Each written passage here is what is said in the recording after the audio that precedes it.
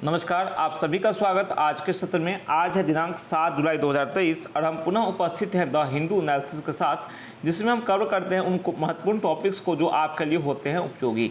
तो चलिए आज की अपनी जर्नी को स्टार्ट करते हैं। मोमेंटम सॉफ्टन्स यानी कि धीमी जो रफ्तार पड़ रही है, S&P ग्लोबल का सर्वेक्षण है, उसके रिगार्डिंग ये टॉपिक है। Food inflation threatens to undermine efforts to ensure price stability.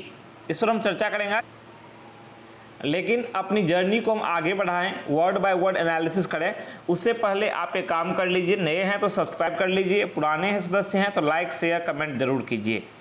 तो जो इसमें कहा गया है कि फूड इन्फ्लेशन यानी कि खाद्य मुद्रास्फीति जो है, तो इसकी वजह से मूल्य स्थिरता प्राइस स्टेबिलिटी ये सुनिश्चित करने के प्रयासों को धक्का लग रहा है। यानी कि प्राइस स्टेबिलिटी सुनिश्चित नहीं हो पा रही है, मूल्य स्थिरता नहीं देखने को मिल रही है। क्यों?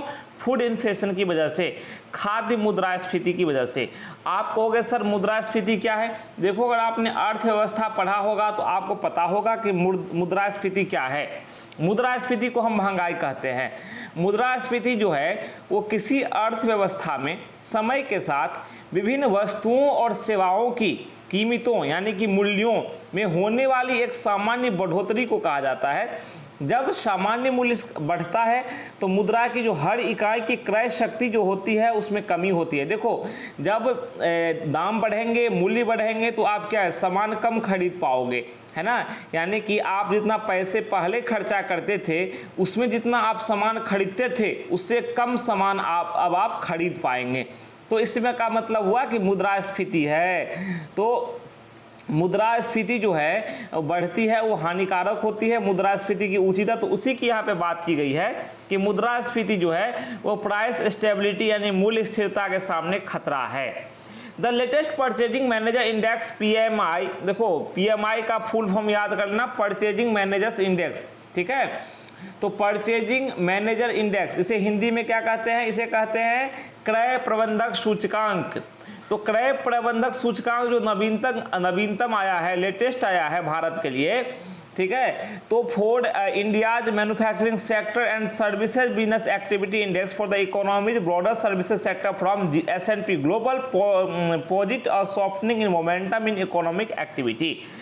यहाँ पे आर्थिक गतिविधियों की बात की गई है कि S&P ग्लोबल ने जारी किया भारत के मैन्युफैक्चरिंग क्षेत्र के ताज़ा नवीनतम क्रय प्रबंधक सूचकांक और अर्थव्यवस्था के व्यापक सेवा क्षेत्र से संबंधित जो सेवा व्यवसाय गतिविधि सूचकांक है वो जारी किया, ठीक है। तो इन सूचकांकों से हमें क्या पता चलता है? इन सूचकांकों से, इंडेक्सेस से हमें पता चलता है कि आर्थिक गतिविधियां जो हैं उनकी रफ्तार जो है वो धीमी पड़ रही है। धीमी पड़ने का संकेत हमें प्राप्त होता है, ठीक है। चलो, it's survey of about 40 manufacturers. देखो 400 विनिर्माण है ना संयंत्रों का या फिर विनिर्माण का, मैन्युफैक्चरर्स का, उत्पादकों का, जहां पे विनिर्माण होता है, उत्पादन होता है, तो मैन्युफैक्चरर्स है मतलब जो उत्पादन करता है, उन उत्पादकों का सर्वेक्षण किया गया करीब 400 का। उससे क्या पता चला? That production growth at major private sector factories is marginally last month. देखो, सबसे बड़ी बात यहाँ पे क्या हो गई है, ये हुई है कि जो करीब 400 उत्पादकों का सर्वेक्षण हुआ तो क्या पता चला कि पिछले महीने जो प्रमुख निजी क्षेत्र के कारखाने हैं उनमें उत्पादन प्रोडक्शन में थोड़ी कमी आई, with the June PMI reading dripping to 57.8 from 58.7 in May, जिसमें कि PMI रीडिंग जो है वो मई के 58.7 से, ठीक है, 57.8 पे आ गई है। तो डेफिनेटली कमी तो हुई है। आप देख सकते हैं कहाँ 58.7, कहाँ 57.8, मतलब लगभग 1 पॉइंट का कमी आया है। ऑन द सर्विसेज फ्रंट, अगर सेवाओं की बात करें, सेवा क्षेत्र की बात करें, द इंडेक्स, सेवा क्षेत्र आप जानते हैं ना, अगर इकोनॉमी पढ़ते हैं, सेवा क्षेत्र आप समझ सकते हैं। मान लीजिए मोबाइल सर्विस है, ये सेवा क्षेत्र है, ठीक है। On the service front the index signalled the expansion in output decelerating to a 3-month low, dragged down by activity in transport, information and communication sectors, registering a sequential slowdown। अब देखो आगे क्या बात हुई यहाँ पर कि सेवा क्षेत्र के मोर्चे पर जो उसके फ्रंट पर क्या हुआ, सूचकांक ने उत्पादन के विस्तार में, एक तरह से सूचकांक से हमें पता चला कि उत्पादन के विस्तार में गिरावट हुई है और यह 3 महीने के सबसे कम स्तर पर चला गया, मतलब निचले स्तर पर, ठीक है, सबसे 3 मंथ लो यानी कि 3 महीने के निचले स्तर तक गिर गया।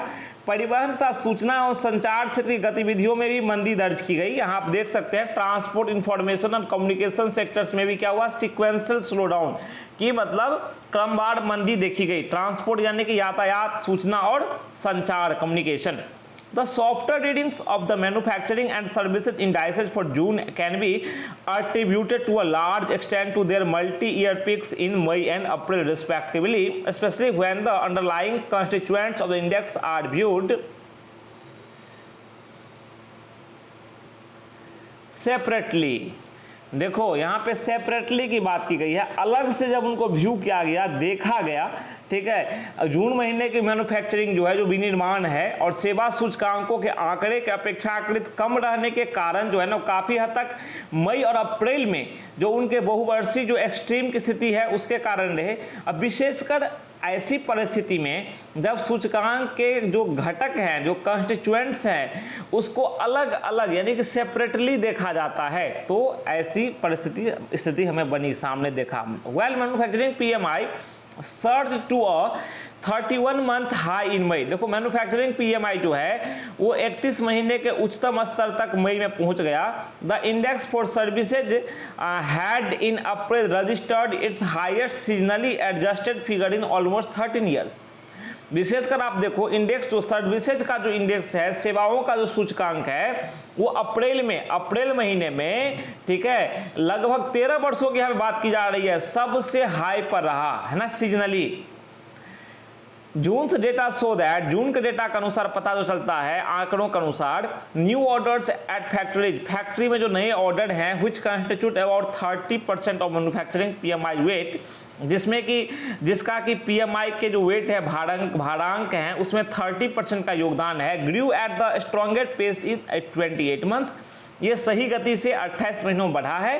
While demand and higher labour cost spurred charge inflation, लेकिन समस्या कहाँ पे आई कि जो मांग और जो हायर लेबर जो कॉस्ट है ना, उच्च जो श्रम लागत है, श्रम लागत ने प्रभावित किया। The rate of increase in prices of manufacturers finished goods. अब देखो लेबर कॉस्ट महंगा हो गया तो क्या होगा, जो कि गुड्स बने, तैयार सामान बने, है ना, फिनिश्ड गुड्स बने, वो तो महंगे हो गए, ठीक है, तो उसके रेट में क्या हो गई, वृद्धि हो गई, उसके मूल्य में क्या हो गई, वृद्धि हो गई, जो कि 13 महीने का उच्चतम स्तर है। अब लेबर कॉस्ट महंगा होगा तो सामान महंगा होगा, इन्फ्लेशन आएगा फिर, ठीक है। Similarly services providers noted a quicker expansion intake of new business, pointing to a demand remaining robust and viewing firms' confidence in growth prospects to the highest level in 2023। अब यहाँ पे आप बात समझो, अभी मैंने बताया आपको कि भाई श्रम निर्माताओं के जो माल बने, तैयार सामान बने, वस्तु बने, उसमें जो कीमतों में वृद्धि हुई, क्योंकि लेबर जो है, मांग जो है और श्रम लागत है बढ़ गई, ठीक है, तो दाम में वृद्धि हो गई, तो 13 महीने के उच्चतम स्तर पर आ गया ये। उसी प्रकार देखो आगे, सेवा प्रदाता, सर्विस प्रोवाइडर जो है, वो नए व्यवसाय में तेजी से सामने आए।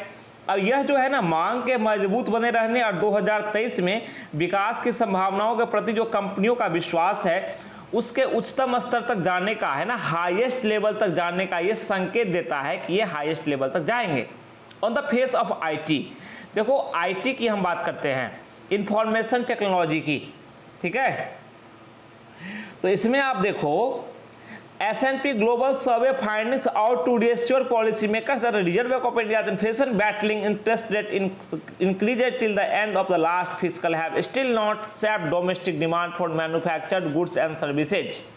अब यहाँ पर आप समझो, S&P Global का जो ये सर्वेक्षण सर्वे आया है, इसके निष्कर्ष से हमें सब कुछ पता चल रहे हैं। इसके निष्कर्षों से देखो आप, नीति निर्माताओं को ये एक तरह से सुनिश्चित होना चाहिए, अपने आप में आश्वस्त होना चाहिए कि पिछले वित्तीय वर्ष, है ना, वित्तीय वर्ष जानते हो ना, 1 अप्रैल से 31 मार्च तक का होता है, 31 मार्च तक का, 1 अप्रैल से, तो पिछले वित्तीय वर्ष के अंत तक, लास्ट तक जो RBI है हमारा, रिजर्व बैंक ऑफ इंडिया, उसके द्वारा जो मुद्रास्फीति से डील करने के मकसद जो ब्याज बढ़ाए गए थे, ब्याज दर बढ़ाए गए थे, आरबीआई ने ब्याज दर बढ़ाया था तो मुद्रास्फीति से निपटने के मोटिव से। तो ब्याज दर बढ़ाए जाने के बावजूद, यानी आरबीआई द्वारा इंटरेस्ट रेट बढ़ाए जाने के बावजूद अभी भी जो निर्मित वस्तुएं हैं, सेवाएं हैं, उनकी घरेलू मांग में कमी नहीं आई है। ठीक है, हाउएवर, हालांकि the PMI survey panels do not include MSMEs. MSMEs जहां तक आप समझो, एमएसएमई बोलते हैं सूक्ष्म लघु एवं मध्यम उद्यम। ठीक है, micro small and medium enterprises, MSMEs. तो पीएमआई सर्वे जो पैनल है उसमें एमएसएमईज को इंक्लूड शामिल नहीं किया गया है, which collectively are estimated to contribute more than a third to the gross value added generated by the manufacturer sector as a whole। अब वही एमएसएमई को शामिल जो नहीं किया गया है, ऐसा आकलन है कि एमएसएमई का योगदान जो है ना मैन्युफैक्चरिंग में, जो मैन्युफैक्चरर्स जो हैं, जो मैन्युफैक्चरिंग सेक्टर है, जो विनिर्माण क्षेत्र है, उसके द्वारा जो ग्रॉस वैल्यू एडेड में योगदान है, उसमें एमएसएमई का तिहाई भाग का योगदान है, 1/3 का, लेकिन इसे इंक्लूड नहीं किया गया है। ठीक है, चलो ये देख लिया हमने। The absence of data on the MSME segment, which is a key bulwark of manufacturing employment, means that estimating the overall strength of job creation in the formal economy relying largely on PMI as an indicator may be risky। अब देखो भाई, आपने जो पूरे data निकाला, आंकड़ा निकाला, तो 1/3 से ज़्यादा का जिसका योगदान है विनिर्माण क्षेत्र में, उसका आपने कैलकुलेशन ही नहीं किया, आपने उसको ऐड ही नहीं किया।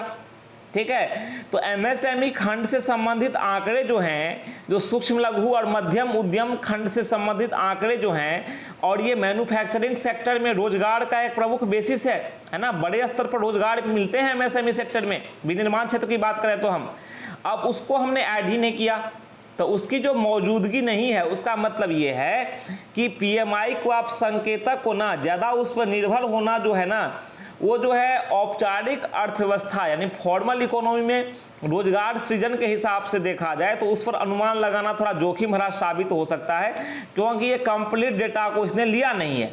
ठीक है ना, इसमें कुछ खामियां हैं। ठीक है ना, ये अगर पूरा लेता, होल डेटा को लेता, तो हम इस पर डिपेंड हो सकते थे, लेकिन ऐसा पॉसिबल नहीं है। While S&P Global surveys point to private sector employment strengthening further with the manufacturers recording a stronger expansion in jobs than service providers, CMI data point to the June unemployment rate having spiked to 8.5% from 7.7% in May। अब देखो unemployment rate जो है, जो बेरोजगारी दर है, देखो बेरोजगारी तो समस्या है हमारे भारत में, तो बेरोजगारी दर जो भारत में है वो एक मई में 7.7% था और वो बढ़ के हो गया 8.5%। ठीक है, बेरोजगारी दर।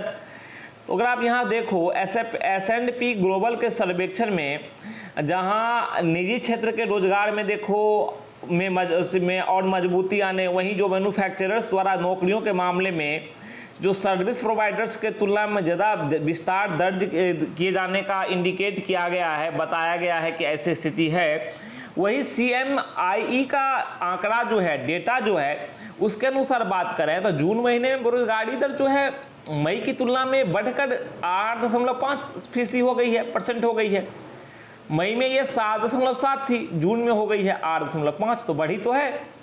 ठीक है, अगर आप आगे बात करो पॉलिसी मेकर्स, है ना, नीति निर्माता है ना, policy makers will also need to keep a watch on the upward trend in output prices at manufacturers and service providers given that the resurgence in food inflation threatens to undermine the RBI's effort to anchor inflation expectations and ensure growth supportive price stability।